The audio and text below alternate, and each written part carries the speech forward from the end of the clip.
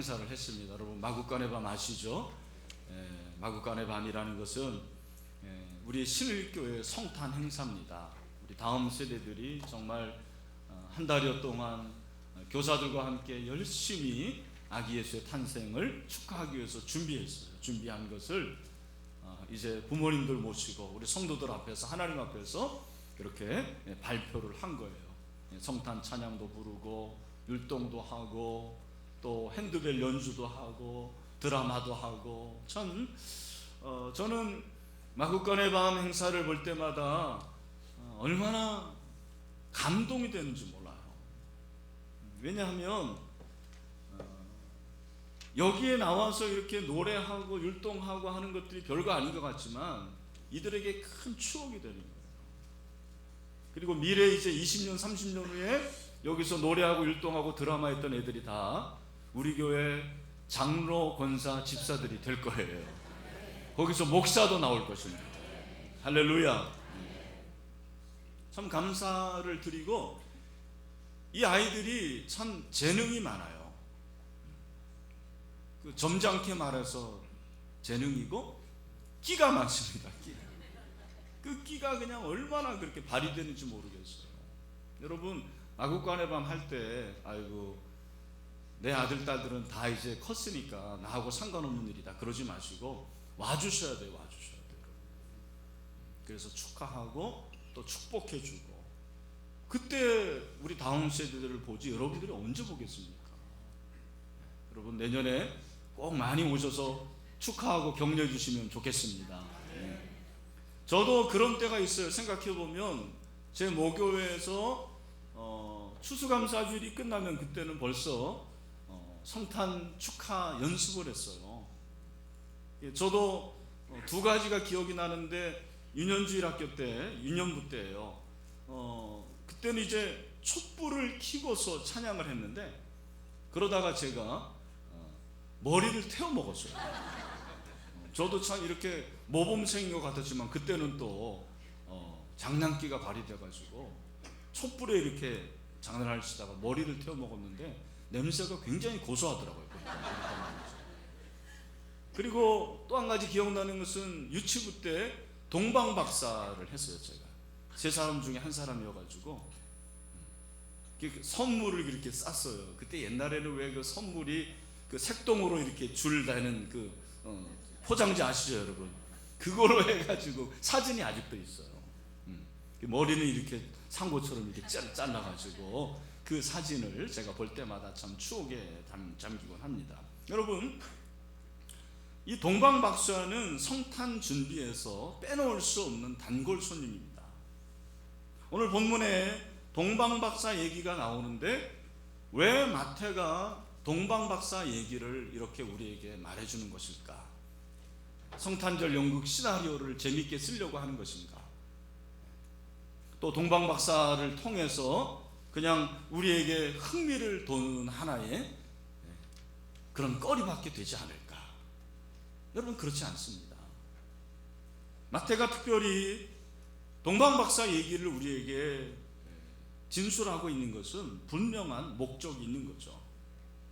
여러분 마태는 예수님의 나심에 대해서 굉장히 상세하게 기록하고 있어요. 왜냐하면 수신자들이 유대인들이고 유대인들로 하여금 예수님이 메시아라는 것을 강조하고 싶었던 거예요. 여러분 예수님의 탄생은 인간에 만든 얘기가 아니죠. 여러분 시나리오가 아닙니다. 소설이 아닙니다. 신화도 아닙니다. 예수님의 탄생은 역사적 사실인 줄로 믿습니다. 여러분 정말 그렇게 믿으십니까?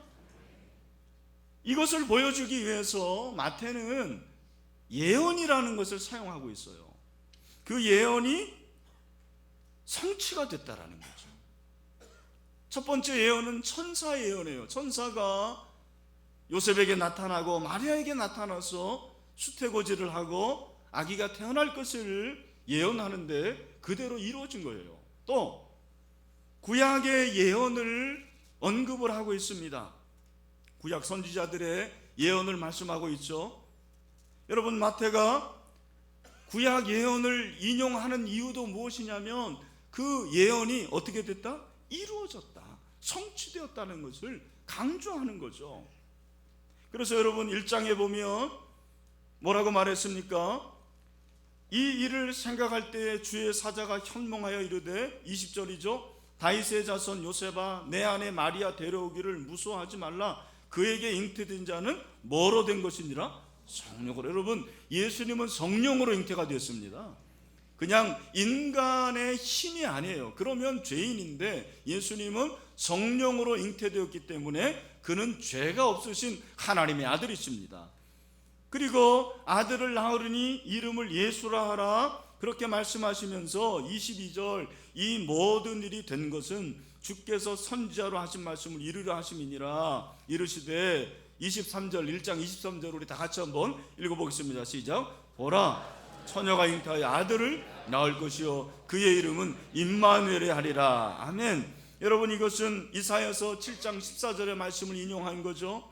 그러므로 주께서 친히 징조를 너희에게 주실 것이라. 보라, 처녀가 잉태하여 아들을 낳을 것이요 그의 이름을 임마누엘이라 하리라. 여러분, 예수님은 임마누엘로 오셨습니다. 이사야 선지자가 예언한 그 구약의 예언이 그대로 성취가 되었습니다. 또한 예수님께서 오늘 이 말씀에 보면 베들레헴에 태어날 것도 예언의 성취라고 마태는 말하고 있습니다. 그것이 바로 2장 6절의 말씀이죠. 이것은 미가 선지자의 예언입니다. 오늘 말씀해 보니까 2장 5절, 이르되 유대 베들레헴이 오니 이는 선지자로, 이렇게 말한 바, 이 선지자가 미가예요. 또 유대 땅 베들레헴아, 너는 유대 고을 중에서 가장 작지 아니하도다. 내게서 한 다스리는 자가 나와서 내 백성 이스라엘의 목자가 되리라. 그렇게 말씀했어요. 예수님이 태어나시기 500여 년 전에 이 미가라는 선지자가 있었습니다. 미가라는 선지자가 장차 이스라엘의 왕이 예루살렘이 아니고 나사렛도 아니고 어디에서 태어날 것이다? 베들레헴에서 태어날 것을 예언하셨어요. 그 구약의 예언이 그대로 이루어졌습니다. 마태는 이렇게 천사의 예언, 그리고 구약 선지자의 예언을 통해서 예수님의 탄생이 역사적 사실임을 분명히 언급하고 있어요. 그걸 밝히고 있습니다. 그런데 마태는 다른 복음서 기자가 사용하지 않는 한 가지를 예수님의 출생에 관련해서 증거를 대고 있습니다. 그게 뭔지 아십니까? 바로 동방박사의 출현이에요. 다른 복음서에는, 사복음서에는 동방박사의 얘기가 나오지 않아요. 마태복음에만 등장하고 있습니다. 여러분, 왜 마태가 동방박사를 언급할까요? 왜 마태만 동방박사에 관한 기록했을까요? 이유가 있을 거 아니에요. 성령으로 감동을 받아서 마태복음에 동방박사의 출현에 대한 기록을 한 목적이 있다는 거예요. 왜 마태가 동방박사 얘기를 등장시키는가? 오늘 그걸 같이 한번 추적을 해보려고 합니다. 여러분, 마태가 마태복음을 기록할 당시가 보통 주후 70년과 80년 사이라고 합니다. 여러분, 이때 복음이 들어와서 그 당시에 교회가 조금씩 성장하고 있었어요. 그 교회 교인들은 대부분 유대인들 출신입니다. 유대인들이 제일 먼저 예수를 믿은 거예요. 그 유대인들이 예수를 믿게 되면서 교회 안에 변화가 일어나기 시작했습니다. 바람이 불기 시작했습니다. 마태가 기록되었을 이 당시에 교회 안에 어떤 바람이 불기 시작했느냐? 하나는 좋은 바람이고 또 하나는 나쁜 바람이었어요. 항상 굿뉴스가 있고 배드뉴스가 있죠. 좋은 바람이라는 것은 무엇입니까?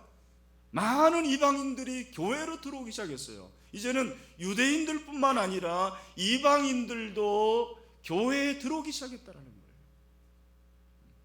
그러나 나쁜 소식 한 가지는 이미 유대인으로서 예수를 믿게 된 자들 중에서 한두 사람씩 신앙을 버리고 교회를 떠나기 시작했습니다. 여러분, 이게 정반대의 현상이에요. 이방인들을 하나님께서 사용하셔서 이방인들이 교회에 들어오고 예수를 믿게 됨과 동시에 기존의 유대인들 중에서 예수님을 떠난 자들이 생기게 됐다는 거예요. 여러분, 여기에 엄청난 차이가 있는 거죠. 여러분, 이방인들이 교회에 들어오면서 어떤 현상이 일어나는지 아십니까? 그들이 자기가 믿는 예수를 메시아라고 부르기 시작한 거예요. 메시아라고 믿기 시작했습니다. 이것이 유대인들에게는 굉장히 힘든 얘기였어요. 왜? 여러분, 지금도 유대인들 대부분은 기독교를 믿지 않습니다. 이유가 뭔지 아십니까? 우리와 같은 하나님을 믿지만 그들이 우리와 같은 기독교가 아닌 이유가 무엇인지 아십니까? 그 하나는, 차이점은 예수님을 믿지 않아요. 아브라함을 믿습니다. 이삭이 있었다는 걸 믿어요. 야곱을 믿습니다. 그러나 예수 그리스도를 믿지 않아요. 예수님이 메시아라는 사실을 인정하기가 어려운 거예요. 그들이 메시아 대망 사상이 있었죠. 메시아가 오면 우리를 해방하고, 메시아가 오면 정말 파라다이스가 될 것이다. 메시아가 오면 이 땅 가운데 새로운 신천 신지가 생길 것이라는 그런 강력한 믿음이 있었어요. 그래서 그들이 생각하는 메시아는 정치적이고 군사적인 메시아예요. 그 말은 힘이 있어야 돼요. 엄청난 카리스마가 있어야 돼요. 그런데 그 예수님은 정치적이고 군사적인 메시아가 아니었어요. 성경에 기록된 예수님, 그 예수님은 낮고 낮은 곳에 오셨어요. 천하게 오셨어요. 그리고 가장 힘없게 돌아가셨어요. 이 사실을 통해서 그들은 예수님이 메시아라는 것을 인정하기가 어려웠습니다. 지금도 그들은 예수님을 메시아로 인정하지 않습니다. 메시아가 새롭게 와야 된다고 그들은 믿고 있어요. 여러분, 마태는 바로 그렇게 예수님을 메시아로 믿지 않는 유대인들에게 베들레헴 마구간에 태어나신 그분이 바로 메시아라는 것을 강조하고 싶었어요. 어떻게 강조하느냐? 그것이 역사적인 사실이었다는 거예요. 그 역사적인 사실 중에 하나가 뭐냐면, 동방 박사들이 예수님을 찾아온 거예요. 그 동방 박사들의 얘기를 합니다.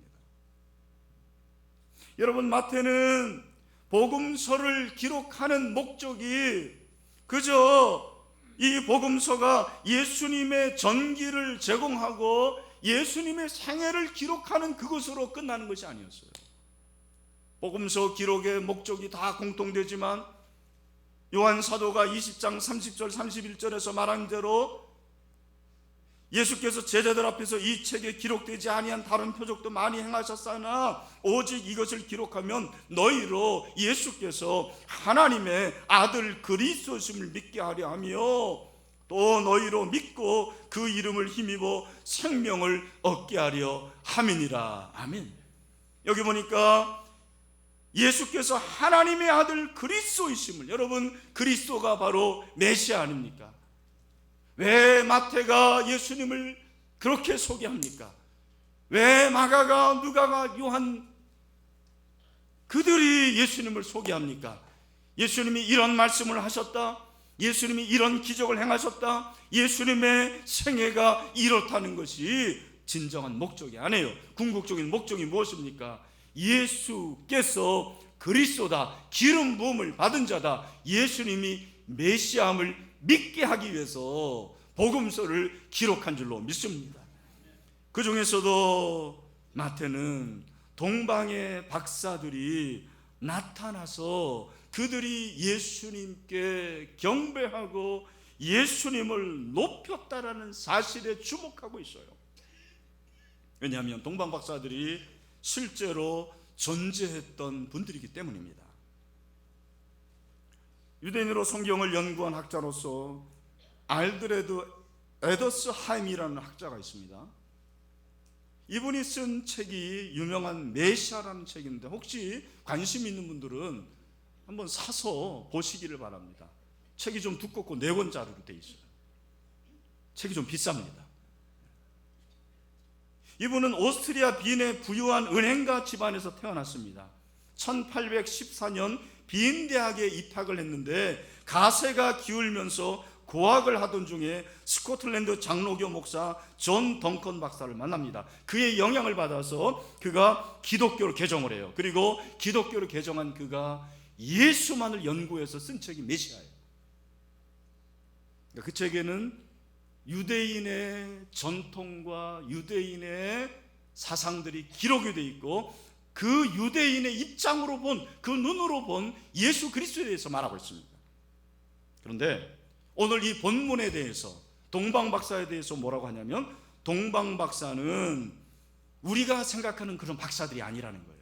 여러분, 이 박사는 점성가들이에요. 우리말 성경에도 보면 점성가들이라고 그랬어요.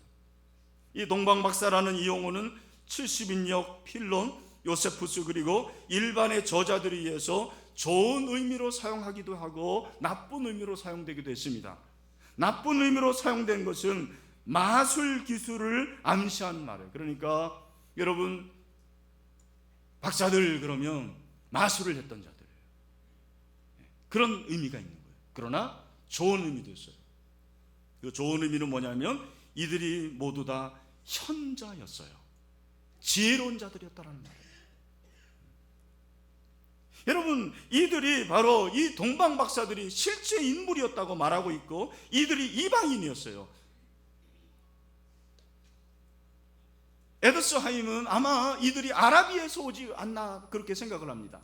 왜냐하면 실제로 주전 120년경부터 주 6세기 사이에 팔레스타인과 아라비아 사이에 매우 긴밀한 교류가 있었다고 합니다. 여러분, 마태복음을 받고 있는 그 마태복음의 유대인들이 그 사실을 알았을 거예요. 그리고 그 동방박사들이 이방인임에도 불구하고 그 먼 아라비아에서 예수님을 경배하러 왔다. 그것이 사실이다. 그 예수님은 메시아라는 것을 그들에게 알려주고 싶었습니다. 그런데 오늘 이 본문을 보면 묘한 대조가 나옵니다. 유대인들과 동방박사들이 나오는데 여러분, 유대인들은 어떤 사람들이냐면 오늘 본문에 나온 유대인들은 다 율법의 박사들이에요. 진짜 서기관들, 대제사장들. 그렇죠. 그 동방박사들이 먼 곳에서부터 와서 예루살렘에 도착하는데 제일 먼저 헤롯을 찾아갑니다. 헤롯은 그 당시 분봉왕, 유대 지역을 다스리는 왕이었어요. 그 왕을 찾아가서 먼저 묻는 질문이 무엇입니까? 유대인의 왕으로 나시니까 어디 있습니까? 그 말은 유대인으로 나신 메시아가 어디 있습니까? 그런 말이에요. 동방박사들은 메시아를 찾으러 왔어요.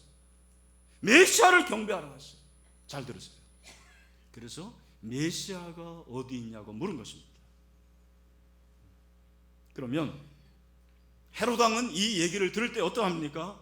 오늘 본문에 나오지 않았지만 헤롯왕은 심각한 통치권의 위협을 받았어요. 내가 왕인데 나 말고 유대인의 왕이 낫다고? 이게 무슨 말이야? 심각한 긴장감이 흘렀습니다. 그래서 곧바로 대제사장과 백성의 서기관들을 모아요. 그래서 그리스도가 어디서 나겠느냐고 묻습니다. 그러자 그 질문이 떨어지자마자 대제사장과 서기관들이 뭐라고 말하는 거예요? 5절 이르되 유대 베들레헴이니 하면서 미가 선지자 얘기를 하는 거예요. 그들은 우리처럼 뭐 이렇게 막 주석 찾고 그 다음에 성경이 어디 있냐 그렇게 하지 않습니다. 다 머리에 온 율법이 아주 다 들어가 있어요. 베들레헴에서 메시아가 나올 것이 미가 선지자를 통해서 예언이 되었습니다. 여러분, 그들은 율법에 정통했어요. 율법을 다 알았습니다. 다 외웠습니다. 그럼 그 다음에 어떻게 해야 돼요? 저 같으면 왕이시여 메시아가 드디어 오셨습니다. 그 메시아는 왕 같은 그런 왕이 아닙니다. 온 세계를 다스리는 왕이십니다. 그러니 우리 그 왕에게 경배하러 갑시다. 이래야 되는 거 아닙니까? 기뻐해야 되는 거 아니에요? 실제로 예루살렘으로 또 베들레헴은 10km밖에 되지 않았어요. 그럼 빨리 가야죠. 말을 타고 그분을 경배하러 가야죠. 예언이 성취가 되었는데, 메시아가 오셨는데, 하지만 그들의 방언은 그렇지 않았습니다. 기뻐하지 않았습니다. 환영하지 않았습니다. 오히려 헤롯 왕에게 동조하면서 그 정치적인 수단으로 전락되는 모습을 봅니다. 반면에 동방 박사들을 보십시오. 그들은 아라비아로부터 왔었을 것으로 추측합니다. 오랜 여행이었습니다. 피곤했을 것입니다. 그들이 제일 먼저 헤롯 왕을 찾습니다. 그들은 율법을 몰랐어요. 그러나 하나님의 은혜로, 일반의 계시로 그 별을 보고 그 별을 따라서 예루살렘까지 온 거예요. 거기에 도착을 했습니다. 여러분, 제가 봤던 책 중에 한 분은 이 별이 혜성이었을 것이라고 추측을 하더라고요. 왜냐하면 이 별이 갑자기 나타났기 때문입니다. 그리고 술가들을 놀라게 할 만큼 강력한 별이었고, 이 별이 잠시 나타난 것이 아니고 어떻게 보면 몇 개월 동안 나타났어요. 그 아라비아에서 오면서 인도했고, 그리고 그들을 예수님이 태어나셨던 그 베들레헴 마구간까지 인도했어요. 몇 개월 동안 나타난 거예요. 그래서 이 별들을 천문학자들이 찾았고, 어떤 사람은 진짜 찾았다고 하는 사람들도 있습니다.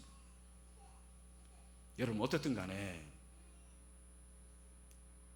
역사가 요세푸스는 유대 전쟁을 앞두고도 혜성이 예루살렘 위에 떠 있다고 말을 했고요. 그 다음에 로마 역사가 카시우스 디오는 주전 12년에 로마에서도 이와 비슷한 현상이 있었다고 합니다. 그런데 중요한 것은 그 동방 박사들은 그 별을 따라왔고, 그리고 그 별을 보면서 메시아를 찾았어요. 메시아 앞에 도착합니다. 그리고 그 아기 예수 메시아를 만났을 때 그들의 반응이 무엇입니까? 우리 다 같이 10절을 한번 읽어보죠. 2장 10절입니다. 우리 다 같이 10절을 크게 한번 읽어봅시다. 시작. 그들이 별을 보고 매우 크게 기뻐하더라. 아멘. 다시 한번. 그들이 별을 보고 매우 크게 기뻐하더라. 아멘. 여러분, 이것이 우리의 신앙이 되어야 될 줄로 믿습니다. 율법사들은, 서기관들은 율법에 정통했지만 예수님이 메시아로 태어난 것에 대해서 반응이 없었어요. 기뻐하지도 않았습니다. 머리로는 알았지만 마음이 움직여지지 않았어요. 그러나 이방임에도 불구하고 그 점성술사들은, 동방박사들은 그 예수님의 메시아됨을 믿음으로 추적했어요. 찾아왔어요. 그리고 그를 만나면서, 우리말 성경이 너무 번역이 잘 되어 있어요. 매우 크게 기뻐하더라. 기뻐하는 것에 더블과 또 더블, 따더블 이러는 거예요. 저는 이 말씀을 보면서 저에게 질문을 했습니다. 너는 정말 예수님의 탄생이 기쁘냐? 저는 여러분에게 묻고 싶습니다. 여러분, 예수님의 탄생이 기쁘십니까? 정말이십니까? 저도 그렇다고 생각했어요. 이유가 뭐냐? 첫 번째 이유는 그냥 기뻐요. 제가 생각해 보니까 이거는 우리 몸에 성탄절이 되면 기뻐하는 DNA가 숨겨져 있는 것 같아요. 12월이 되면 기쁜 거예요. 다 기뻐요. 그냥 개나 거리나 다 기뻐. 비그르신도 기뻐합니다. 여러분, 여러분들도 이런 기쁨이라면 그건 기쁨이 아니에요. 착각하지 마십시오. 정말 여러분의 뼛속 깊숙이 예수님의 탄생이 기쁘십니까? 왜 기쁜 거죠? 왜 기쁜 거죠, 여러분? 캐롤이 있으니까? 선물이 있으니까? 왜 기쁜 겁니까, 여러분? 저는 다시 한번 생각해 봤습니다. 왜 예수님의 탄생이 기쁜 걸까? 그것은 내가 죄인이기 때문에 기쁜 거예요. 내가 죄인이기 때문에 기쁜 거예요. 예수님이 세상에 오셔야만 했던 가장 큰 이유는 그들 가운데 있는 죄악 때문이었어요. 여러분, 그 유대인들이 우상 숭배를 범했습니다. 악이 편만했습니다. 70년 동안 그렇게 고생을 했지만 70년의 포로 이후에도 그들은 여전히 미워했습니다. 분쟁했습니다. 악한 결혼을 했습니다. 악한 습관을 버리지 못했습니다. 그들에게 메시아가 필요했어요. 그 메시아가 그들에게 구세주로 오셨습니다. 구세주로 오신 예수님은 33년 동안 이 땅에 살고 그리고 십자가에 피 흘려 죽으셨습니다. 그래서 우리가 용서를 받게 된 거예요. 그러니 우리는 예수님의 구세주이심, 그리고 그분이 나의 인생을 다 다스리고 통치하시는 메시아가 되시기 때문에 기뻐하는 것입니다. 그냥 기쁘는 게 아니에요. 이 기쁨은 만들어내는 기쁨이 아니라고 저는 생각합니다. 가장해가지고 될 문제도 아닙니다.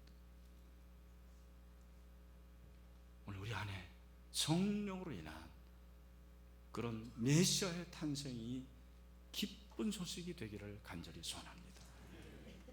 교회 안에 예수님의 탄생이 기쁘지 않은 사람들이 많아요. 너무 잘 알고 있어요. 서기관들과 대제사장들처럼 매년 이걸 알고 있습니다. 듣고 있습니다. 읽고 있습니다. 하지만 그것이 마음속에 기쁘지 않은, 감격이 되지 않는 것입니다. 그렇게 또 성탄은 지나가고 또 다른 성탄이 오고 또 다른 성탄이 오고, 그렇게 여러분은 인생을 마무리하면 그것이 참된 그리스도의 모습일까요? 저는 얼마 전부터 속죄하신 구세주 298장이 그렇게 마음에 와닿습니다.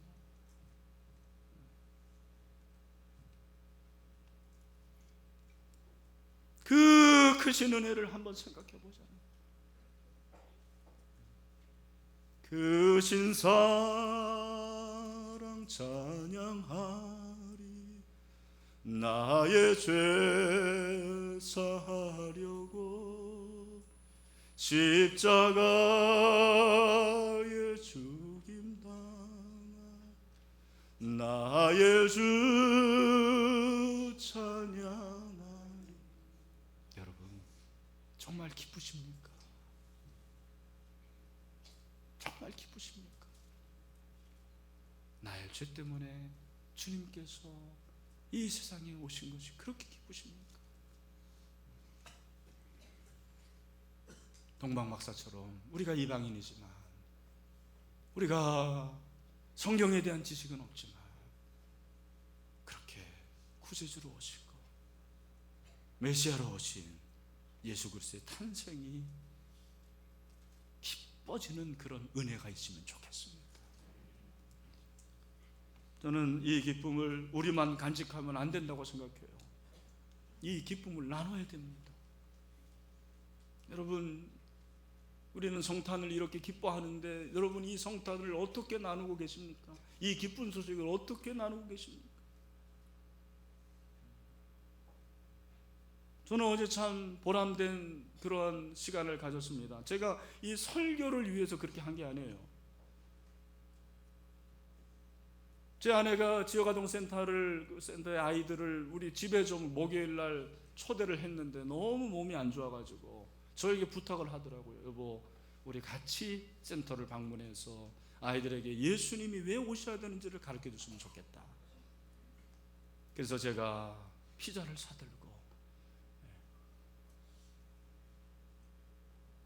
아이들을 방문을 했습니다. 그리고 예수님의 탄생에 대한 소식을 전하고 왜 예수님이 오셔야 되는지에 대해서 나누었습니다. 얼마나 보람된 시간인지 몰라요.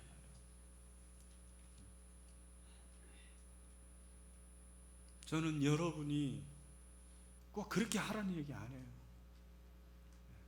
제가 뭐 이 설교하려고 그렇게 한 것도 아니에요. 저는 그렇게 수가 낮은 사람이 아닙니다.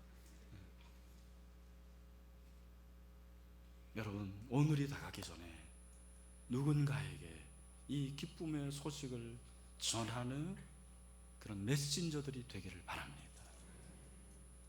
나는 그게 중요하다고 생각해요. 우리 목자들, 목녀들 카렌다를 들고 목원들에게 한번 찾아갔어요. 올해가 다가기 전에 한 번도 이 예수님을 찾지 않은 사람들, 그들에게 가야 되지 않겠습니까? 이 해가 지나면 그들이 장기 결석자가 될 텐데 그렇게 하십시오. 꼭 해주십시오.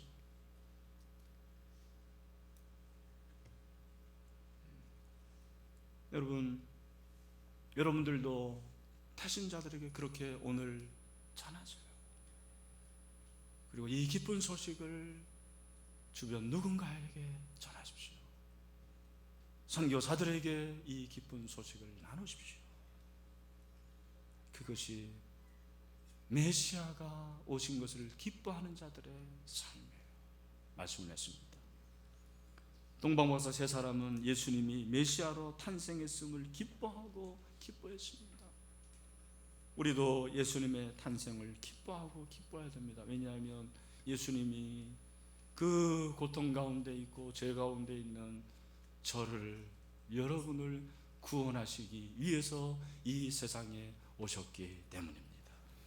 그리고 그분은 저와 여러분의 인생과 민족과 열방을 다스리는 그리스도 메시아로 오셨기 때문입니다. 우리 인생의 왕이요, 민족의 왕이요, 인류의 왕으로 탄생하신 메시아, 그 메시아로 인해서 기쁨이 충만한 이 시간이 되기를 주님 이름으로 축원합니다. 기도하겠습니다. 하나님 아버지, 예수 그리스도를 이 세상에 보내시고 아기의 몸으로 태어나셔서 33년을 우리와 같이 생활하시다가 십자가에 피 흘려 죽으시고 부활하시고 승천하셔서 지금도 임마누엘로 우리와 함께 하심을 믿습니다. 예수님은 우리의 왕이십니다. 예수님은 우리의 메시아입니다. 예수님은 우리의 구세주십니다. 그 예수님을 마음껏 기뻐하고 예수님 때문에 생각만 해도 감사하고 감격하는 그러한 놀라운 영적인 그 감흥들이, 영적인 열정들이 회복되는 이 시간 되게 하여 주시옵소서. 머리로는 알지만, 지식으로는 알지만 예수님이 오신 것이 전혀 기쁘지도 않고 왜 오셨는지 생각지도 않고 그저 덤덤한 그런 형제자매들이 있습니까? 오늘 이 시간에 성령이여 저들의 마음을 움직여 주시기를 원합니다. 우리가 다시 한번 주님의 오심에 기뻐하고 그 주님의 메시아 되심에 감격하고 그 기쁜 소식을 나누는 자들이 되게 하여 주시옵소서. 주여, 이 민족을 불쌍히 여겨 주시고 저 북한 동포 가운데도 하나님 그들에게도 메시아의 역사가 나타나게 하여 주시옵소서. 우리가 파송한 저 키르스탄 땅에, 하나님 캄보디아 땅에, 그리고 쿠르드족 가운데 인도네시아 땅에, 그리고 라오스 땅에 메시아의 복된 기쁜 소식이 울려 퍼지게 하여 주시옵소서. 그래서 전 세계가 메시아의 탄생을 기뻐하고 크게 기뻐할 수 있도록 복을 내려 주시옵소서. 우리 다음 세대 가운데 이런 역사가 일어나게 하여 주시옵소서. 그렇게 새로운 기쁨의 회복이 있는 2015년 성탄절이 되게 하시고 이 복된 소식을 나누는 저희들이 되게 하여 주시옵소서. 감사드리오며 예수님의 이름으로 기도하옵나이다. 아멘. 할렐루야. 우리 옆에 있는 분들 다시 한번 인사합시다. 예수님이 메시아로 오셨습니다 하고.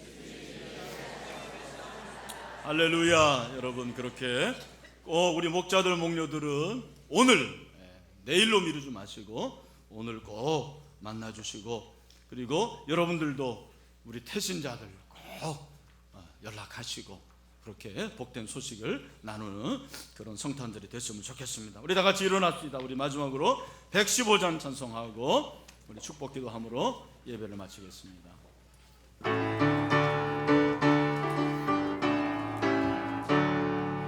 기쁘다 구주 오셨네. 만 백성 맞으라. 온 교회여 다 일어나. 다 찬양하여라. 다 찬양하여라. 다 찬양 아멘. 구세주 탄생했으니 다 찬양하여라. 이 세상에 만물들아 나와 답하여라. 나와 답하여라. 나와 답하 온 세상 죄를 사러 주 예수 오셨네. 죄와 슬픔 몰아내고 나 구원하시네. 나 구원하시네. 나 구원. 산전 한 번 더 합시다. 온 세상 죄를 사러 주 예수 오셨네. 죄와 슬픔 몰아내고 나 구원하네. 나 구원하시네. 나